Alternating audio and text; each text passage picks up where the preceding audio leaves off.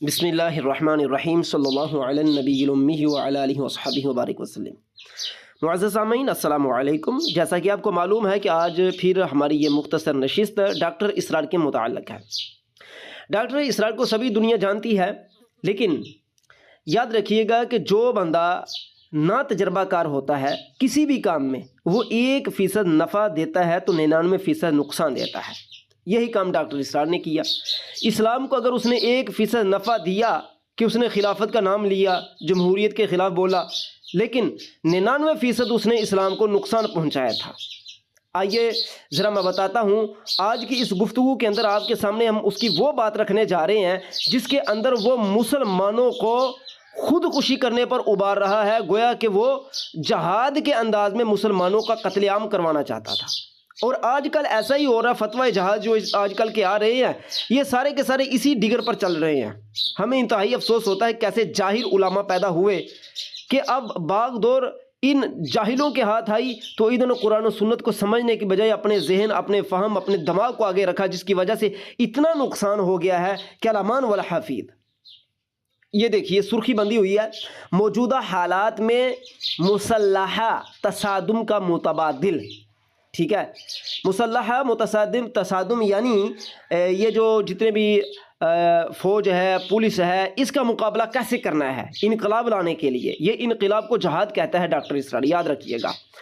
یہ جو اس نے سرخی باندھی ہے نا، مسلحہ تصادم، یہ ہر تحریک کا ہی مسئلہ ہے۔ یہ کوئی یہ نہیں ہے کہ صرف ڈاکٹر اسرار کا مسئلہ تھا، ہر تحریک کا یہ مسئلہ ہے کہ اس کو مسلح تصادم کرنا ہی پڑتا ہے۔ اب دیکھیے ذرا وہ یہ یہاں پر کہتا کہتا ہے سیرت النبی صلی اللہ علیہ وسلم میں ہمیں تصادم کی جو صورت نظر آتی ہے وہ تو قتال یعنی دو طرفہ جنگ ہی ہے، لیکن موجودہ حالات میں اس کی ایک یک طرفہ شکل بھی ہو سکتی ہے۔ اس کو ایک اجتہادی رائے سمجھ لیجئے۔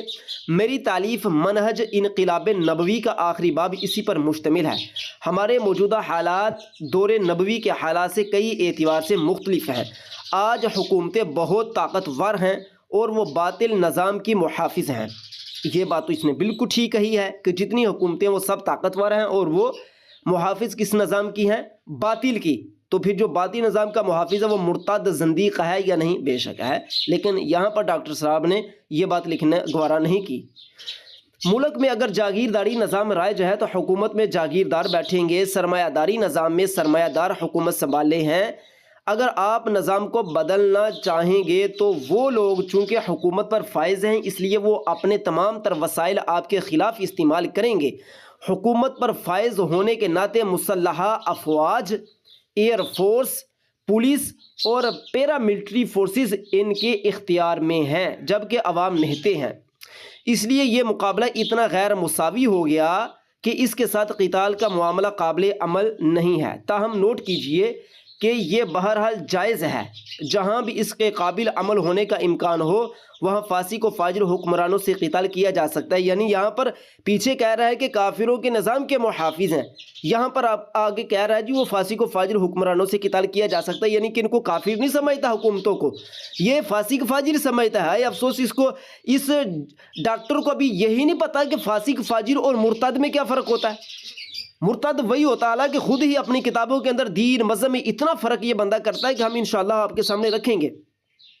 لیکن یہاں پر کافروں مرتدوں کو فاسق فاجر کہا گیا پردہ ڈالنے کے لیے۔ خیر ہم اس کی باتوں پر گرفت کریں گے آگے چلیے۔ کہتا ہے کہ اس کو کسی نے حرام نہیں کیا، یہ تو غلام محمد قادیانی کا موقف ہے کہ دین کے لیے حرام ہے۔ یعنی یہاں پر وہ یہ بات کہہ رہا ہے کہ جب کہ عوام نہتے ہیں، عوام کے پاس کچھ نہیں، حکومت کے پاس ہر قسم کے وسائل ہیں، تو کیا اب بھی جہاد فرض ہے؟ وہ کہتا ہے جی ہاں بالکل جہاد فرض ہے۔ اب وہ اپنے پتہ کس طرح کرنا ہے، وہ کہتا ہے غیر مساوی، یہ معاملہ تو غیر مساوی ہو گیا ہے، اس لیے یہ مقابلہ اتنا غیر مساوی ہو گیا ہے کہ اس کے ساتھ قتال کا معاملہ قابل عمل نہیں۔ تاہم نوٹ کیجئے کہ یہ بہرحال جائز ہے۔ استغفر اللہ۔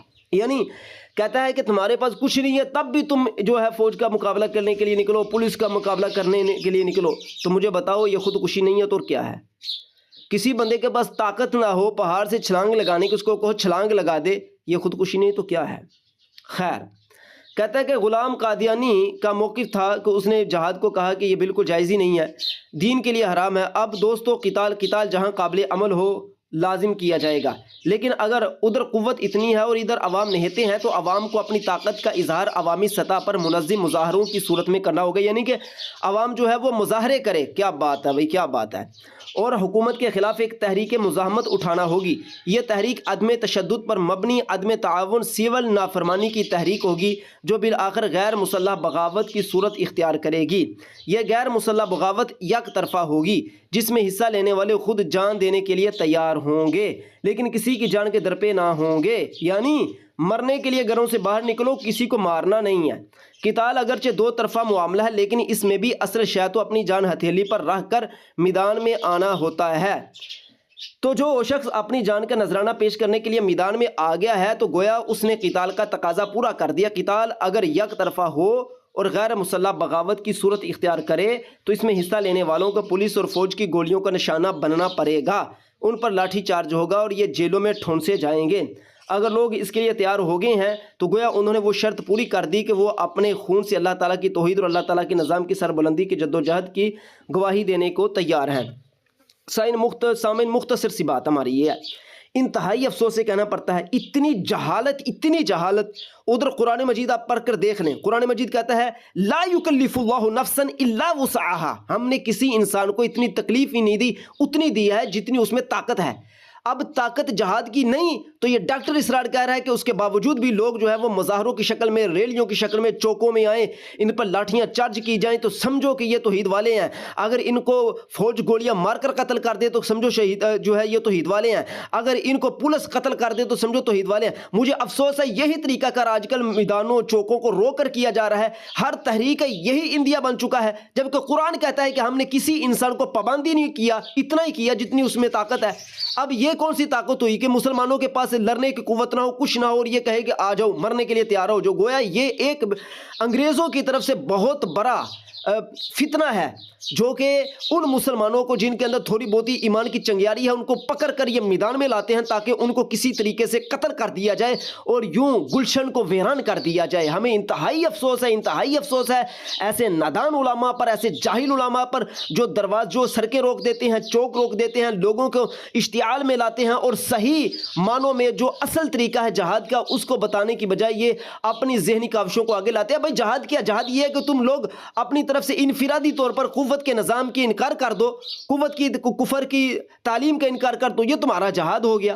لیکن تم اگر یہ نہیں کر سکتے تو پھر چوکوں میں آ کر اپنی جانیں نہ دو، جان دینے سے پہلے ایمان کی حفاظت کرنا ضروری ہوتا ہے۔